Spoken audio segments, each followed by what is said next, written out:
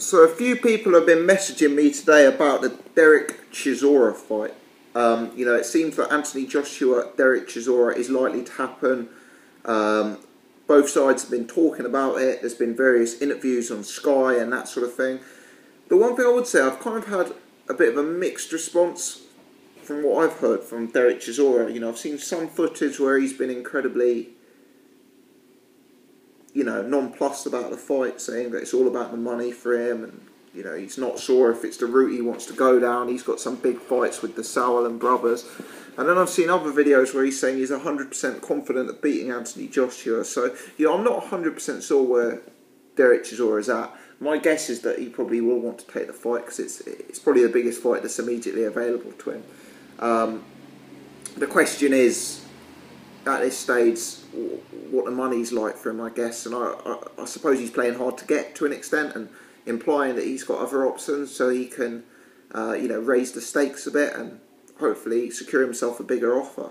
I mean, in terms of what's out there immediately to him, you know, he's some way away from the big fights in terms of the Klitschko's, the Furies, the Wilders, you know, the David Hayes.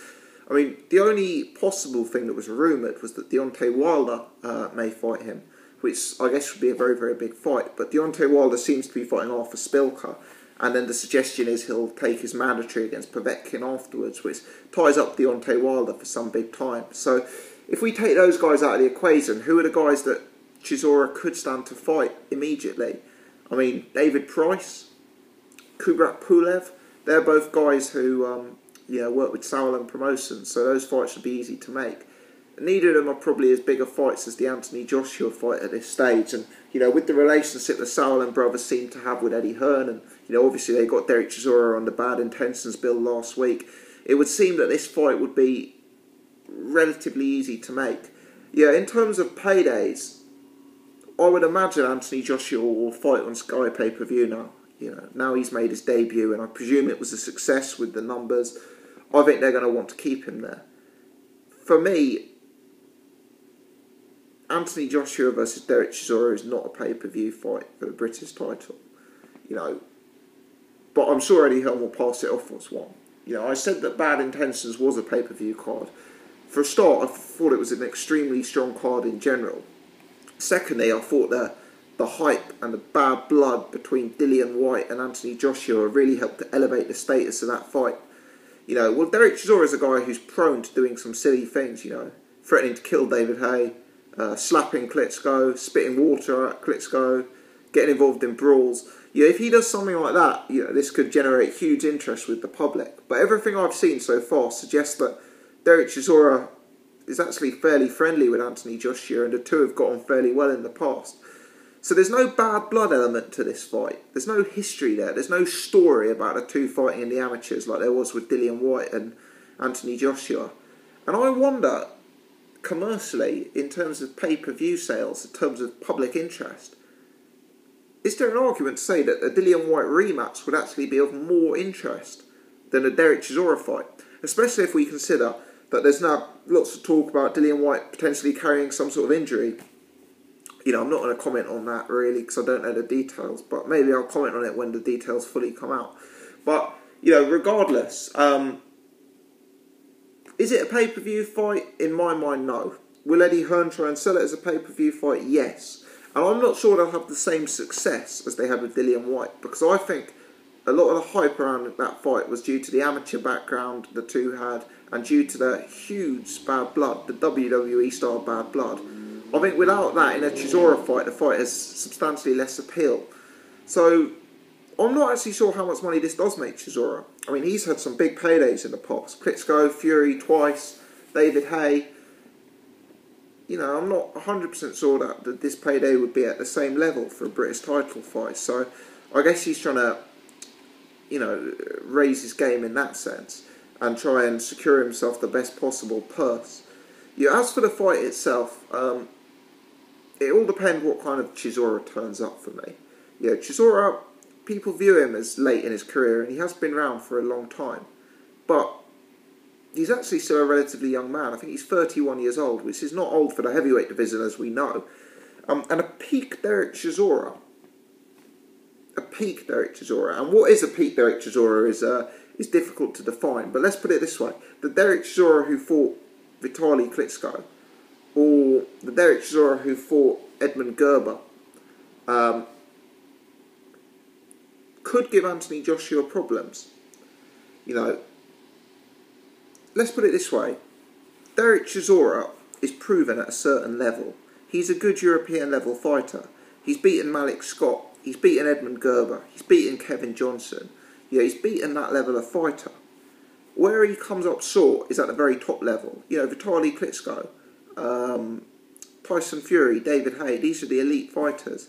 Robert Helenius, who's kind of in between the two grades, that was a very close fight, could have gone either way. A lot of people think Chisora was hard done by that night. But a peak Dereck Chisora is that sort of level. Lower top 10, upper top 20, you know, that sort of level.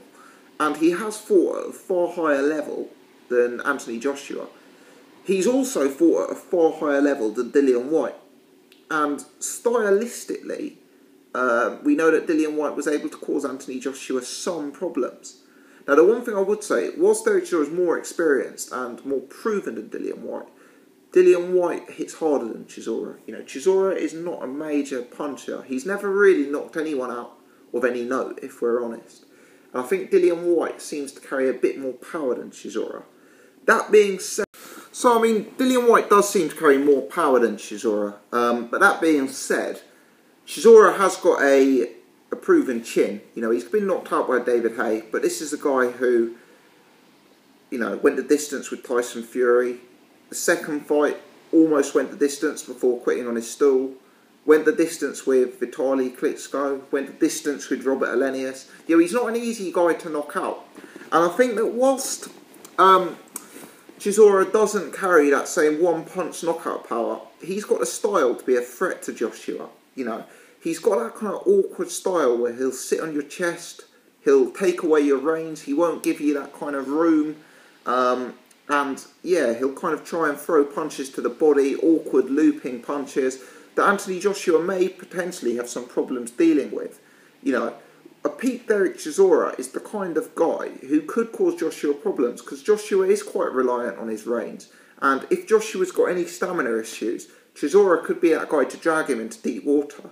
You know, you'd hope that Dereck would still be there after 6 rounds. And you'd hope that unlike Dillian Whyte, his experience of the big fights means that, you know, he'd still be there and he wouldn't be fading. Now, don't get me wrong, Chisora is hardly some paragon of fitness. You know, we've seen him turn up to fights in some outrageous conditions before. But despite turning up in bad condition, I don't think I've ever seen him as exhausted in a fight as I saw Dillian Whyte the other day. You know, I just think with that experience, Chisora could be the kind of guy to ask questions of Joshua by taking him late into the fight and by, you know, hitting him to the body and taking away his range and working him out on the inside. You know, Joshua could make it a very, very easy fight if he could keep Dereck Chisora at range. And that is the big question here. But is Joshua the kind of guy who likes to fight behind a jab for 12 rounds, scoring points? I'm not sure. I think he's the kind of guy who more likes to lead with power shots and unload. And could that make it more possible for Dereck Chisora to get inside and to work the body? Yeah, when Dillian Whyte did it, he had some real effects on Dereck Chisora and was really able, on Anthony Joshua, and was really able to get himself back into the fight. But I think Dillian Whyte lacked the speed and lacked the footwork, really, to continue to get inside. And I wonder if Dereck Chisora, with the level he's operated, you know, he's hardly some great boxing athlete, but I think he could potentially have similar success to what Dillian Whyte did, but maybe be slightly more relentless and maybe not fade as quickly. You know, it could go either way. It all depends what type of Dereck Chisora turns up. And at present, with him putting in a few subpar performances against like Nascimento and Tyson Fury too, the smart money would be on Anthony Joshua outboxing him from range and really being able to take Dereck Chisora out by, you know, using like long punches. If Dereck Chisora really knocks himself up into perfect shape, if he looked at the Dillian Whyte fight, if he got inside and, you know, worked the body, it becomes a very tight matchup, this. Yeah, my inclination would be that Joshua would be the favourite, but dependent on which Dereck Chisora turns up and what style of fight, it could be a close fight, and it could be another one to descend into a scrap, which would play into Chisora's hands. As I said in my pre-fight video, if Anthony Joshua boxes, he's the superior boxer to Dillian Whyte. The same applies here. But if he gets drawn into a street fight, it's the toss of a coin, because that's not Joshua's style. Finally, I've talked about who I think would win the fight, how I see it breaking down. Let me say that regardless of that, I think this is a good fight. I don't think Anthony Joshua should be rushed after the fight last time. I think keeping him at a similar level is sensible. Dereck Chisora is a good learning fight. Joshua needs opponents who will take him rounds. Joshua needs opponents who will teach him lessons. And Dereck Chisora is the kind of awkward guy who Joshua may have some struggles with and may have to learn a lot in that fight. So I think Chisora is a good fight. I mean, it's not a dissimilar level to Dillian Whyte, but against a more experienced operator who's performed at a higher level. So I applaud the fight. It's one I'd be interested in seeing. I wouldn't be overly keen about paying pay-per-view for it, I must admit. I think I'd only be parting with my money for this one with a truly exceptional undercard. Let me know your thoughts on this fight. On Dereck Chisora, how it breaks down. Do you give Dereck Chisora any chance whatsoever? I do, but it depends what type of condition he turns up in. Obviously, Anthony Joshua is the favourite. Let me know your thoughts. Who else would you put him in against? Many thanks for watching.